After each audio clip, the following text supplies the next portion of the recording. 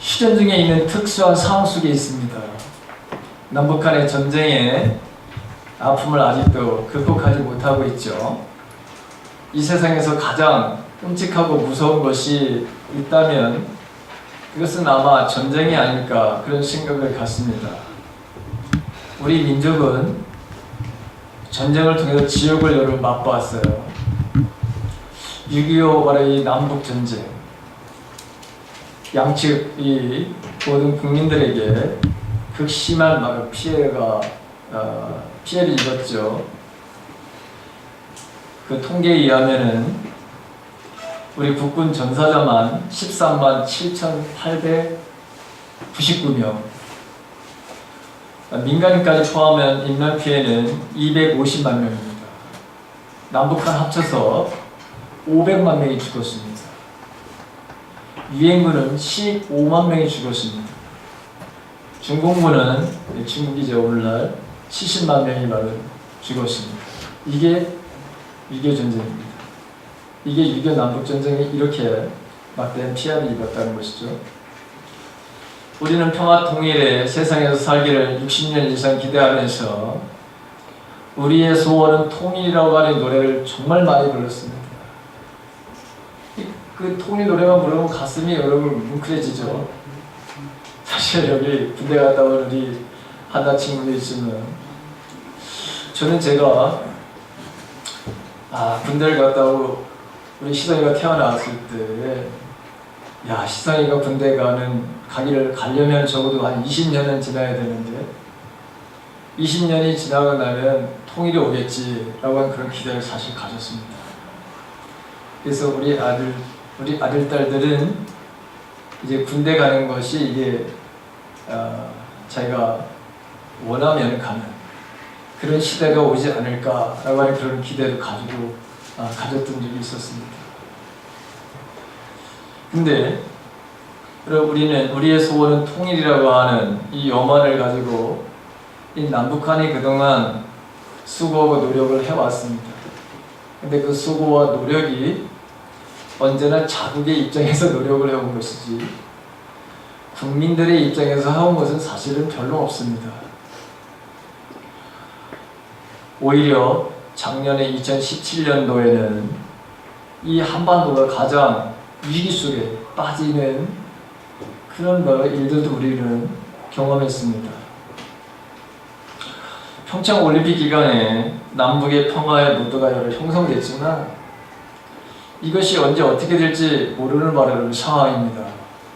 오히려 더 긴장이 될 수도 있고 아니면 그런 시대가 정말 평화의 무드로 전환돼서 남북한 사람들이 평행해 가고 또 내려오고 이런 날을 여러분 꿈꾸기도 합니다.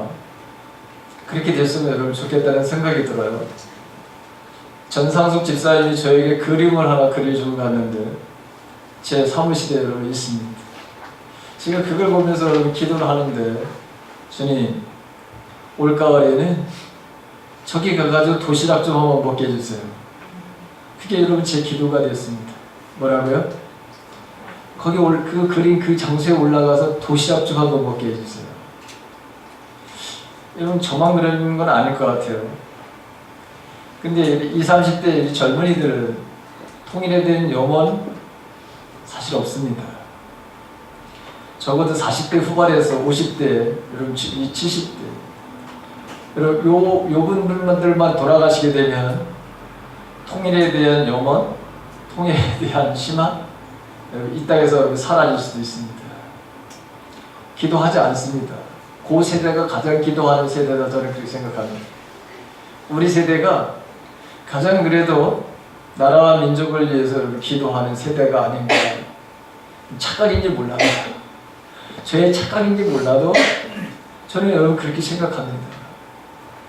저희 세대는 정말 나라와 민족을 위해서 많은 생각을 했던 그런 세대입니다.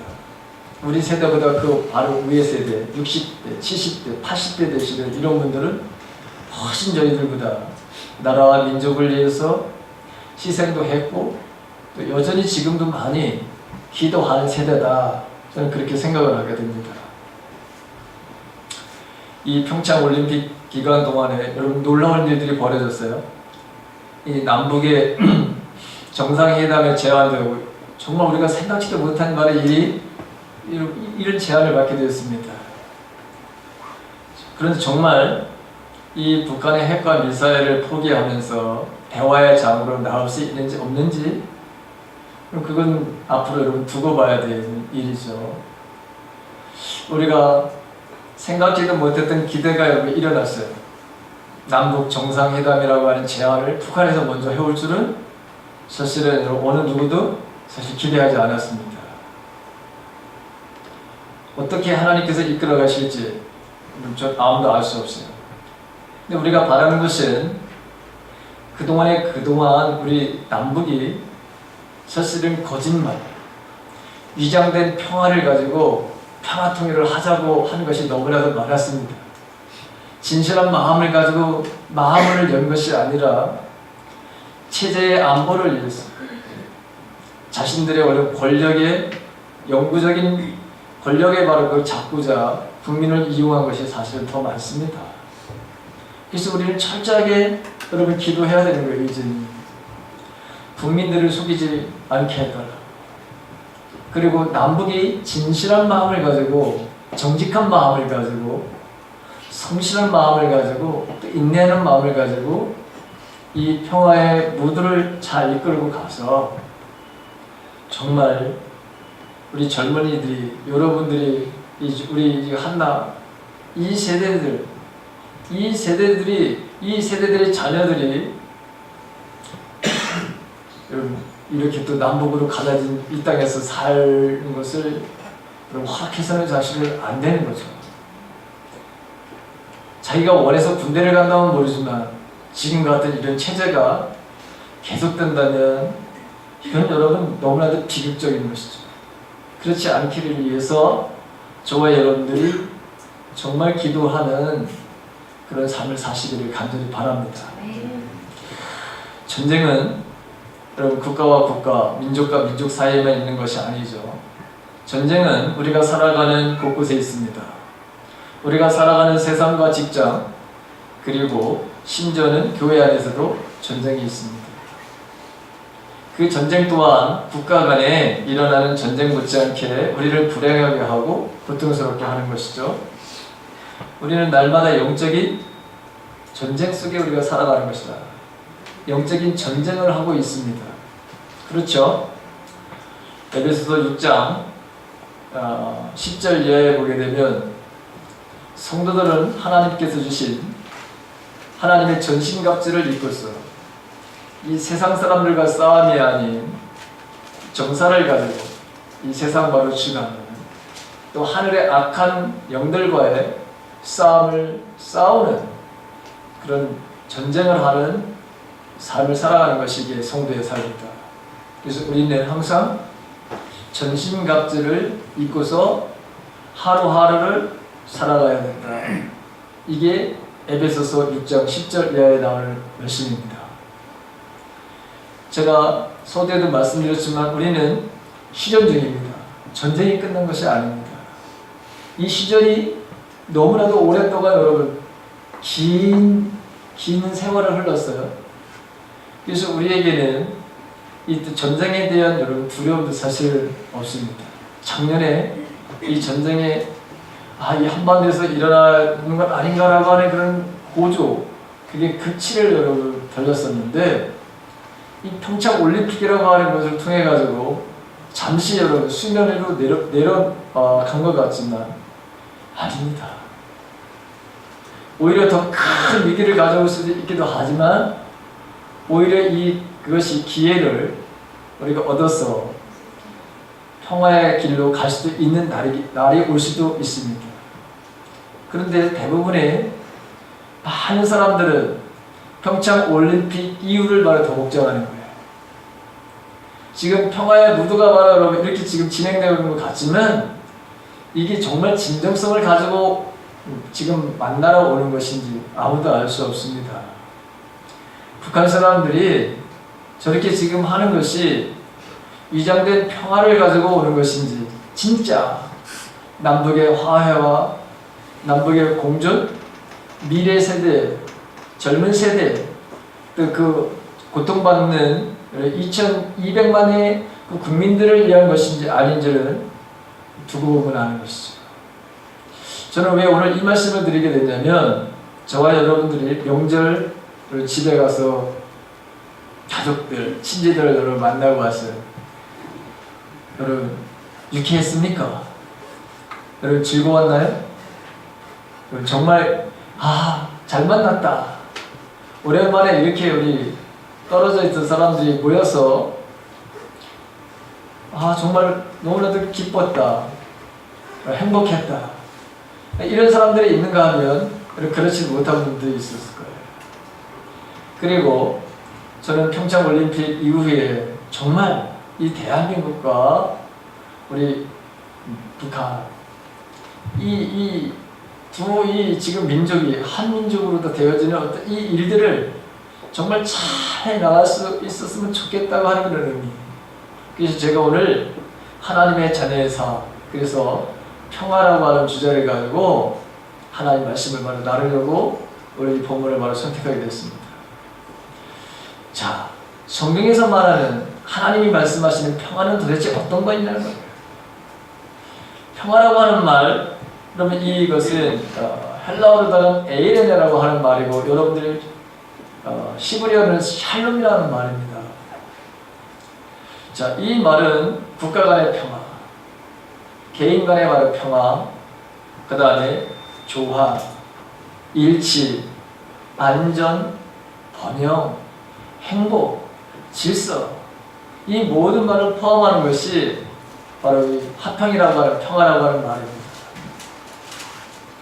성령의 열매로 여러분 화평은 주로 인간끼리라는 평화를 말하고 있는데, 오늘 저는 이 평화는 도대체 어디에서 오는 것이냐, 그리고 어떻게 평화를 도모해가는 것이냐, 그리고 이 평화는 어떤 결과를 가져오는가에 대해서 여러분 함께 말씀을 나누려고 하는 거예요.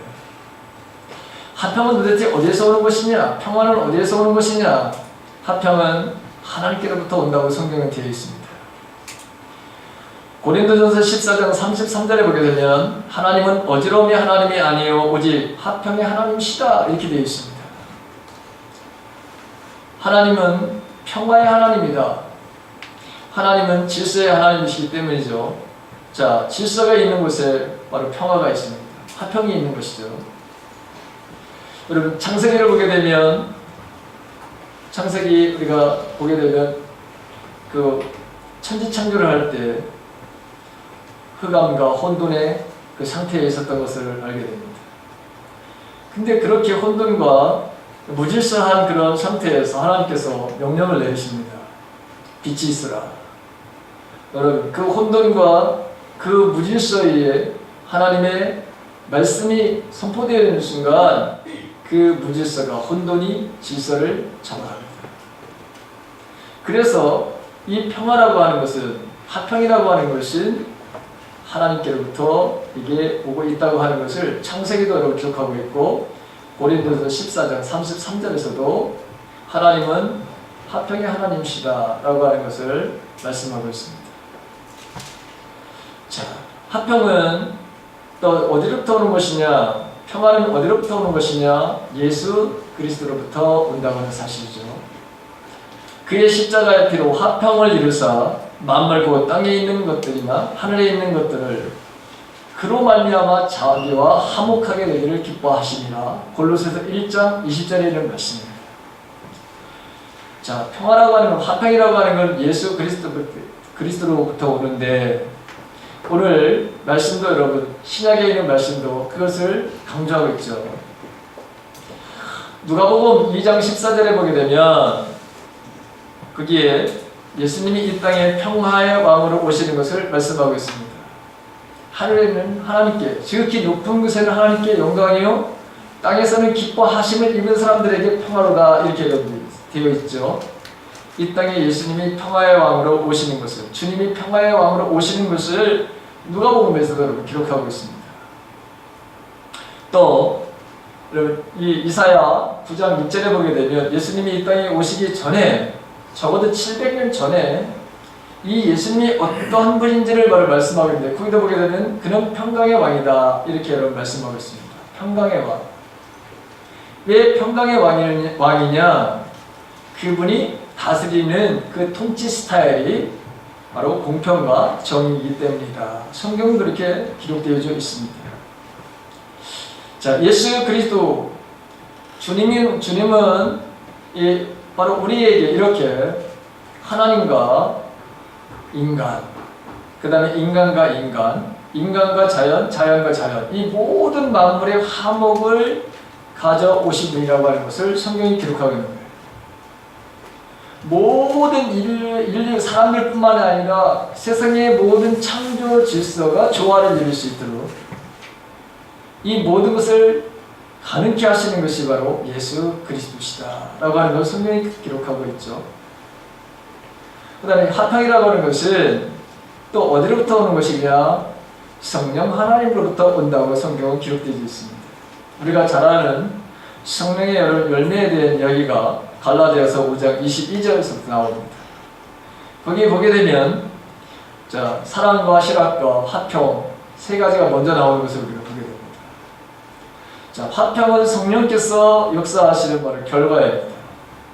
우리가 성령의 충만함을 받게 되면, 성령의 지배를 받게 되면, 성령의 인도를 받게 되면, 성령의 다스림 속에 있게 되면 우리는 이 땅에서 성령의 9가지 열매를 맺게 된다 되어 있습니다.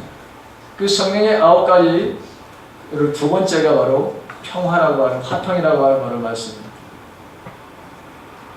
자, 이 성령은 우리도 하여금 죄를 바라라고 깨닫게 하고, 또 예수 그리스도를 바로 믿게 하고, 우리를 거듭나게 하고, 그리스도 안에 있게 하고, 새로운 피조물로 우리를 만들어 가시는 분, 하나님의 자녀가 되게 하시는 그 중추적인 역할을 하시는 분이 바로 성령 하나님이시죠. 그래서 이 성령 하나님은 화평의 하나님과 평화의 왕으로 오신 예수 그리스도를 따라 인간의 마음속에, 우리의 마음속에 그런 평화의 삶을 살게끔 해주시는 분이 바로 이 성령 하나님이시라고 하는 것이죠. 그래서 이 평화라고 하는 것은, 화평이라고 하는 것은 어디로부터 오는 것이냐? 삼위일체 하나님으로부터 온다고 하는 것을 성경은 분명하게 기록하고 있습니다.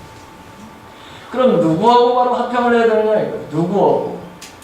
우리는 누구하고 화평을 삶을 누려야 되느냐? 제일 중요한 것은 여러분, 우리가 삼위일체 하나님과 화평을 우리가 회복해야 된다. 화평해야 된다는 것이죠.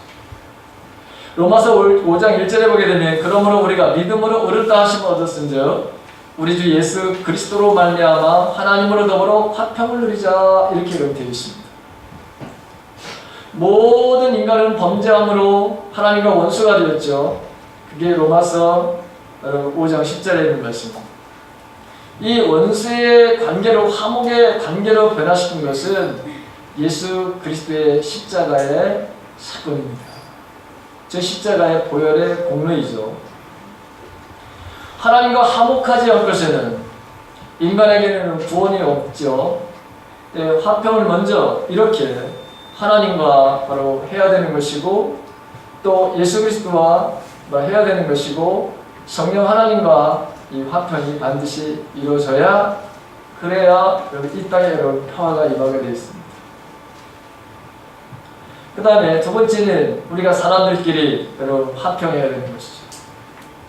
가정, 가깝게는 여러분들 가정에서 화평의 삶을 이루어야 되는, 평화의 삶을 이루어야 되는 것이죠. 그리고 교회에서 이웃과 민족과 이 나라들끼리 바로 이 평화, 화평을 바로 이뤄가야 되는 것이죠. 에베소서 2장 14절과 14절에 보면, 14절에 보게 되면, 이제는 전에 멀리 있던 너희가 그리스도 예수 안에서 그리스도의 피로 가까워졌느니라. 그는 우리의 화평이신지라. 이렇게 기록되어 있습니다. 오늘 본문에 여러분 에베소서에 그렇게 나와 있죠. 그러면서 예수 그리스도의 바로 여러분 이 십자가는, 이 보혈은 이방인과 이스라엘을 하나로 만들어서 화평케 하셨다는 말씀을 하고 있습니다. 모든 인류, 그래서 결국에는 예수 그리스도는 민족의 편견을 바로 제거하게 되고, 혈육, 지연, 이 모든 것들을 바로 극복하게 하셔서 인간과 인간끼리 차별과 갈등을 바로 해소할 뿐만 아니라 그런 모든 일들을 형제 자매로 만드셨다라고 하는 것이 에베소서의 말씀입니다. 그래서 우리는 사람들끼리 화평해야 된다.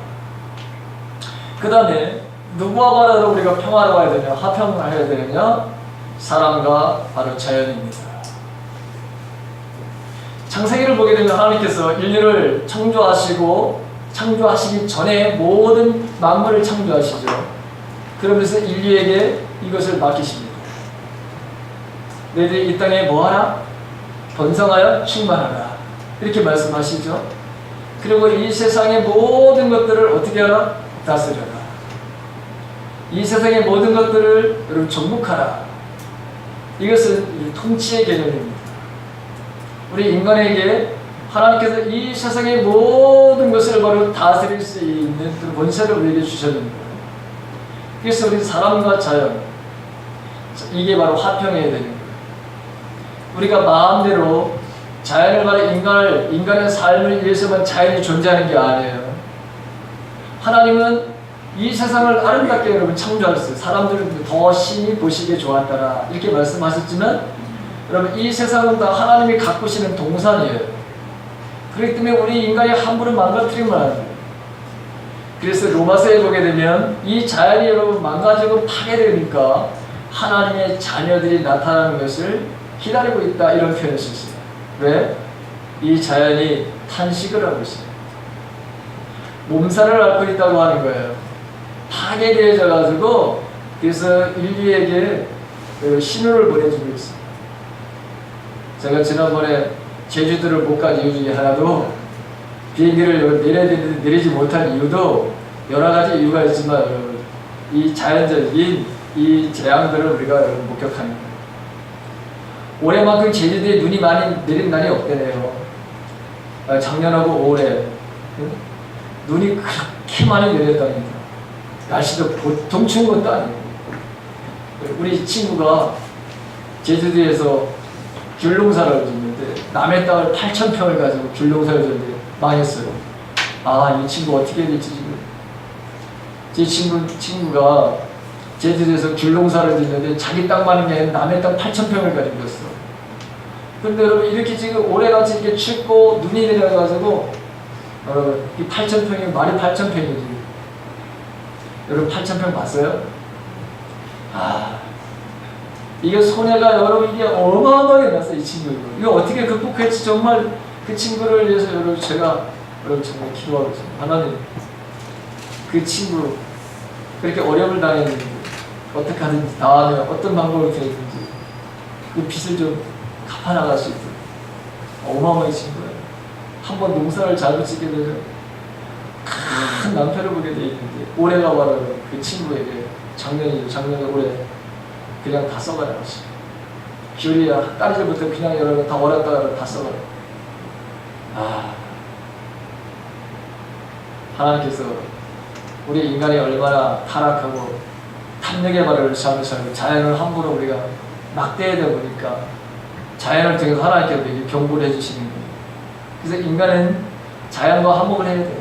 조화를 이루면서 살게 돼 있어요. 우리나라에 여러분 동태가 한 마리도 안 잡힌, 아니 명태지. 아니 동태인가? 아니 명태. 얼어야 동태가 되는 거지. 이게 안 나오는 이유가 뭐야? 여러 가지가 이것을 너무 많이 잡아먹었어. 노가리를 너무 많이 잡아먹었어. 근데 물 상승이 바로 온도가 바로 상승하니까 요 동해까지 내려오질 않아. 이 한류성, 이 차가운 물에서 여러분 살아가는 이 동태, 명태. 아, 헷갈리고 왜 이렇게 헷갈리는 거야? 이것도 마찬가지죠. 인간이 정복하니까 그냥 몽땅 싹쓸이 해가지고 잡아먹으라는 줄 알고 이렇게 하다 보니 조화가 깨지는 거예요. 인간에게 바로 이런 아픔이 오게 되는 것이죠. 그 다음에 자연과 자연과의 평화가 이루어져야 합니다. 자연과 자연의 평화가 정말 이루어져야 됩니다. 자기들이 서로가 서로가 보완적인 관계가 있어야 돼요. 자연도. 그런데 자기들이 바로 살아나기 위해서는 그 식물들도 동물들도 말이죠. 포악해지기 시작해요. 땅도 여러분 자기 이게 망가지고 그러니까 원래 그 기능을 바로 상실해 가는 것이죠. 모든 것이 다 여러분 이게 비정상적으로 가는 것이죠. 아까 제가 여러분 평화라고 하는 것은 조화라고 하고 일치라고 하죠. 번성이라고 하고 축복이라고 하는 말인데 이런 것들이 여러분 지금 다 우리 사회에서 깨어지고 있는 것이죠. 이 지상에서 역사 이래로 국가 간에 전쟁이 중단된 때는 한 번도 없었다고 해요. 국가의 이익을 위해서라면 어떤 전쟁이라도 불사하는 것이 국제 정치의 기본으로 되어 있습니다. 수많은 평화회담이 진행되어도 이 세상에는 아직 완전한 평화가 정착되지 않습니다. 인류가 여러분 배타적인 민족주의와 국가 지상주의를 극복하지 않는 한 이 땅의 평화는 여러분 없는 거예요. 지금 트럼프 대통령이 여러분 민족주의와 국가 지상주의, 미국 우선주의, 국가주의를 여러분 내세우다 보니까 우리는 여러분 뭐죠? 몸살을 앓을 정도가 아니라 둘은 누워야 되겠지. 이거 어떻게 극복해 갈지 정말 우리가 여러분 기도해야 되는 거예요. 이렇게 하게 당장은 자기네 여러분 미국이 여러분 괜찮을 것 같지만 결국에는 여러분 나중에는 모두가 다 고통을 당하게 되어 있습니다. 그 트럼프 대통령을 위해서 여러분 우리가 기도해야 돼요. 저는 그분을 위해서 기도하고 있어요. 사람들은 보통 평화라고 말하면 단순히 갈등이나 다툼이 없는 상태를 생각합니다. 그러나 성경에 담고 있는 말씀들을 보게 되면 끊임없이 전쟁에 대해서 말씀을 하고 있습니다. 이스라엘의 아멜렉과 전쟁도 있었고요. 블레셋과의 전쟁도 있었고요. 그 외에 수많은 전쟁 이야기가 사사시대 때를 보게 되면 우리가 알 수 있습니다. 성경 속에 이 평강의 하나님은 때로는 말하면 전쟁을 통해서 인간의 제약들을 완전히 새롭게 고치시는 것들을 우리가 보게 되죠. 성경이 말하는 말이 샬롬이라고 하는 평화라고 하는 말은 단순히 다툼이 없고 싸우지 않는 것을 말하지 않습니다. 전쟁이 그치고 단순한 휴전 상태의 평화가 아닙니다. 지금 우리가 여러분 평화라고 아닙니다. 우리는 거짓된 평화에 지고 살고 있습니다. 악을 묵인하거나 회피하거나 타협하는 것이 아닙니다. 사람들은 여러분 싸우다가 상대가 안 되면 싸움을 끝내고 와서 늘 하는 말이 있습니다. 그렇죠? 내가 무서워서 피하나 더러워서 피하는 것이지. 여러분 평화는 타협도 아니고 휴전 상태도 아닙니다. 성경이 말하는 것은 성경적인 평화는 문제를 회피하는 것이 아니라 희생을 치르더라도 얻어지는 평화입니다. 문제를 피하거나 타협하거나 안주하는 평화가 아니라 문제를 정복하고 악을 이겨서 정복하는 평화. 그게 성경이 말하는 여러분 평화입니다. 그래서 오늘 9절을 보십시오. 아주 중요한 말씀을 합니다. 여러분 9절을 띄워주실래요? 여러분 9절만 마태복음 5장 9절을 띄워주십시오. 자, 한번 다시 읽습니다. 시작. 화평케 하는 자는 복이 있나니 그들이 하나님의 아들이라 일컬음을 받을 것이다. 이렇게 말씀하고 있죠. 자, 예수님은 오늘 이 말씀 속에서 예수님은 화평을 사랑하는 사람이 복이 있다 그렇게 말씀하시지 않았습니다. 화평을 누리는 사람이 복이 있다고 그렇게 말씀하시지 않았습니다. 화평케 하는 사람, 화평케 하는 자는 복이 있다 이렇게 말씀하십니다. 곧 화평을 평화를 만들어가는 사람이 복이 있다 이렇게 말씀하십니다. 여러분 피스메이커가 복이 있다는 것이죠. 하나님께서 우리에게 화목하게 하는 직책을 주셨으며 이 직책을 잘 감당하는 자가 복이 있다는 것입니다. 화평케 하는 자는 하나님의 아들이라 일컬음을 받을 것이다 라고 하는 것이죠. 오늘 본문에 보게 되면 화평케 하는 사람이라는 말은 평화를 만드는 사람이라는 뜻입니다. 세상에는 평화를 만드는 사람들이 있는가 하면 반대로 전쟁을 만들어가는 사람들이 있습니다. 사단이 바로 대표적이죠. 그리고 사단만 아니라 사단의 지배를 받고 사단의 여러분 그 속에 사단이 바로 주인을 삼은 사람들, 그런 사람들은 항상 뭐냐? 평화를 바로 삶을 살아가는 것이 아니라 전쟁, 이 불화의 바라를 삶을 살아가는 사람들이 많지. 불화를 만드는 사람, 그런 사람들을 여러분 트러블 메이커라고 하잖아요, 우리가. 하나님은 우리들에게 화평케 하는 사람들에게 하나님의 아들이라 그렇게 불리게 될 것이다. 여러분, 이번 설날에 여러분 가족과 어떤 바로 관계를 잘 맺고 오셨습니까?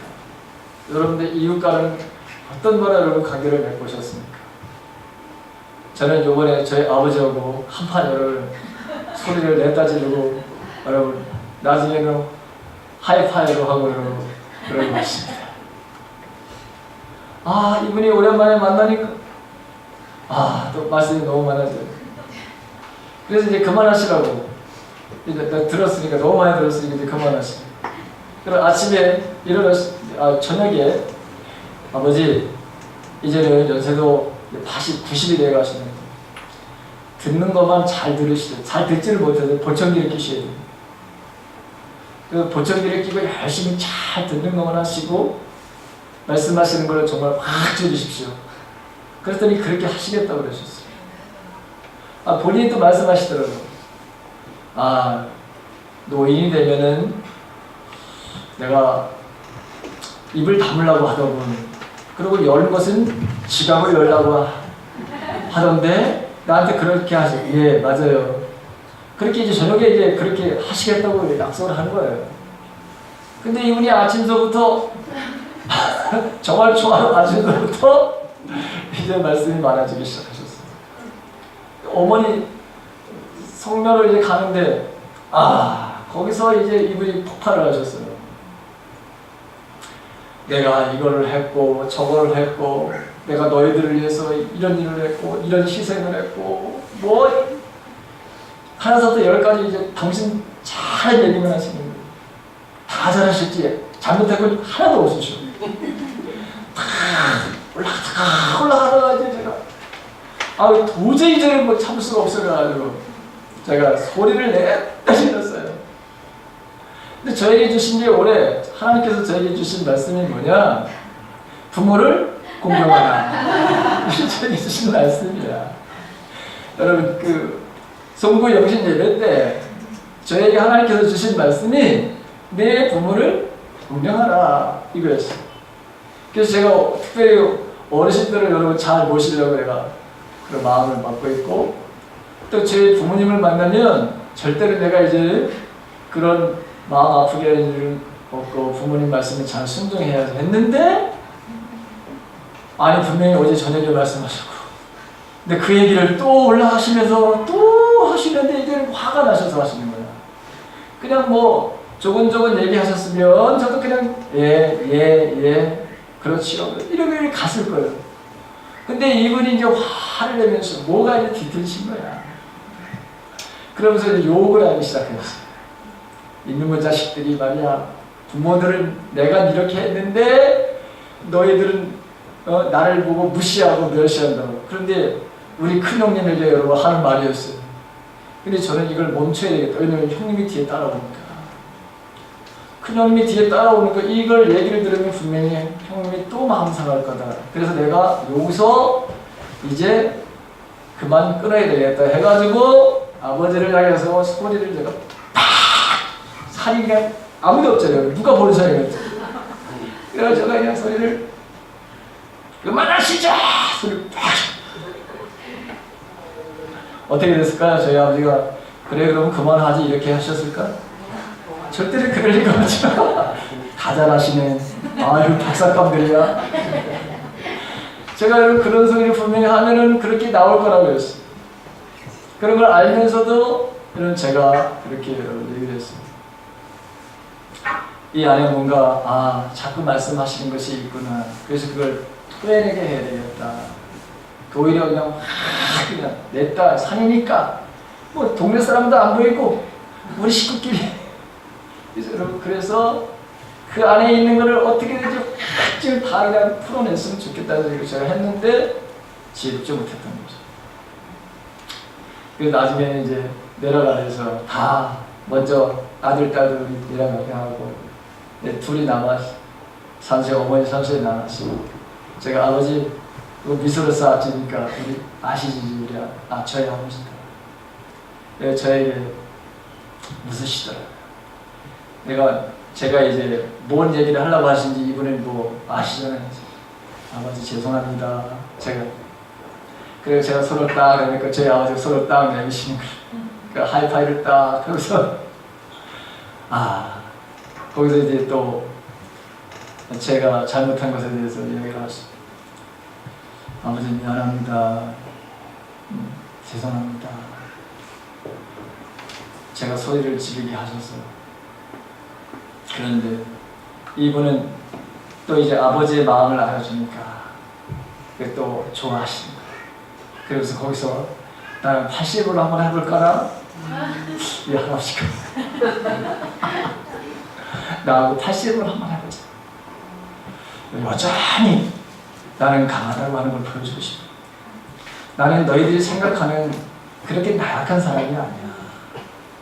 항상 자기의 존재감을 바로 여러분 드러내고 싶어. 나도 여기 있어. 나를 무시하지 마라. 내가 나이가 들어 90이 됐다 하더라도 나는 너의 아버지야. 여러분 제가 그걸 느꼈어요. 그렇지. 나의 아버지시지.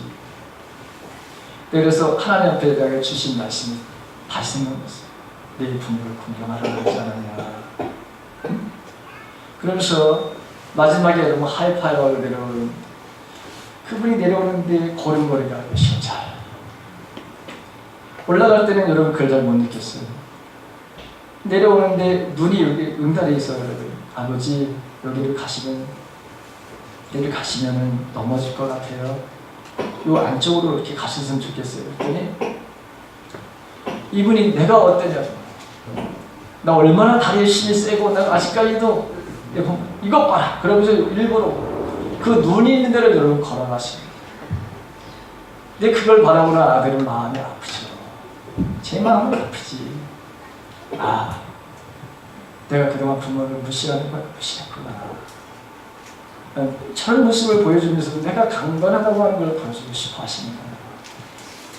내 존재가 이렇다고 하는 것을 보여주시려고 일부러 저렇게 지금 하시는구나. 제가 그것을 느끼는 순간에 거기서 해결가 나옵니다. 여러분, 저와 여러분들은 어떤 삶을 살고 왔는지 제가 그래서 궁금한 거예요. 헤어질 때는 어떻게 헤어졌는지 우리 여러분 싸울 수 있어요. 그렇지만 그 싸우고 난 다음에 어떻게 여러분들이 마무리를 하고 왔는가.